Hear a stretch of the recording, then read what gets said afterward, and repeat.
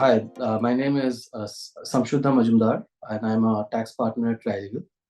I'm going to speak about three interesting changes in the Union Budget of 2023.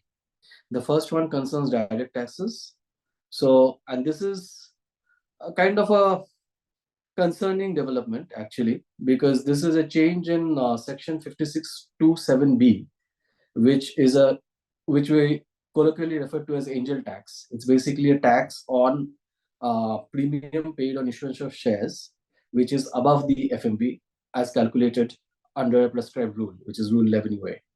Now, this rule earlier used to only apply to resident shareholders. So if the Indian company was to issue shares to a resident shareholder and the value of the share was higher than the FMB as calculated under the prescribed Rule 11A, then there was a tax on the Indian company because that extra premium, the premium above the FMB, was deemed to be a deemed income. However, now they have extended this even to non-residents. And the issue is that from a foreign exchange regulation perspective, there is a floor price for non-residents when Indian companies issue shares to non-residents. So it cannot be lower than the DCF. So here you have the tax law saying that it cannot be higher than the DCF, others get taxed. And then the foreign exchange law saying that it cannot be lower than the DCF. Now, apart from the nuance of how DCF is, how the FMV is calculated in each case, right?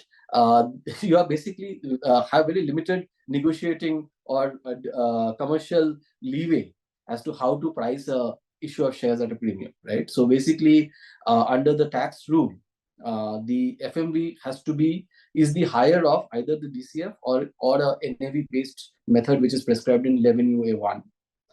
Under foreign exchange, it is any acceptable market valuation method. And in either case, DCF is going to be the default in most situations.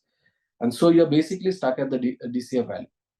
The other issue that may come in this case is where there are convertible instruments that have a conversion date and a conversion formula which is agreed. And that conversion date falls after this law becomes effective. And in some cases, this may be higher than the FMB, or some cases it may be lower than the FMB of the convertible instruments. So in that case also, there may be some issues for the Indian companies, which was not factored in when these convertible instruments were issued. So that's one point from a direct tax perspective. Now, from an indirect tax perspective, there are 2 points that I'll cover. One is regarding a particular change in project import regulations, which has now excluded solar projects, solar panels and import of solar panels and solar cells from the ambit of project imports. Now, what project imports regulations does is provides a single rate of customs duty for all imports of plant and machinery required for setting up a particular project, including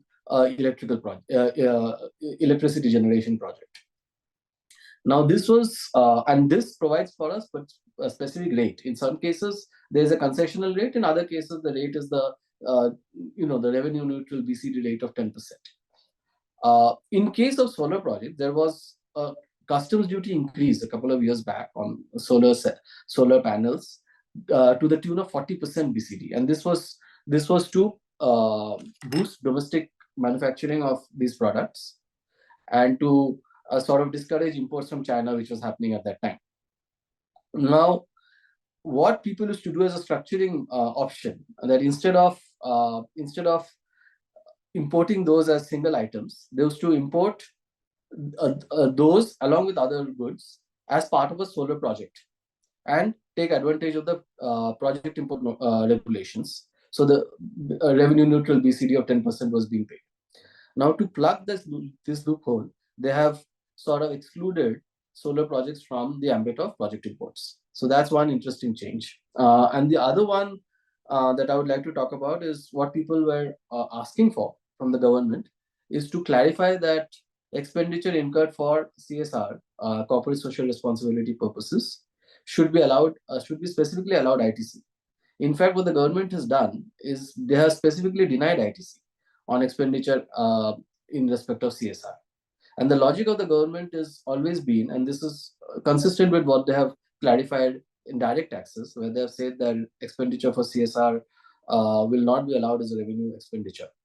And the rationale was that CSR is not a business expense; it is an application of profits. So it is what you are giving to society from your profits, and therefore it cannot be seen as a business expenditure for both direct tax purposes or as a supply used in business for the purpose of ITC.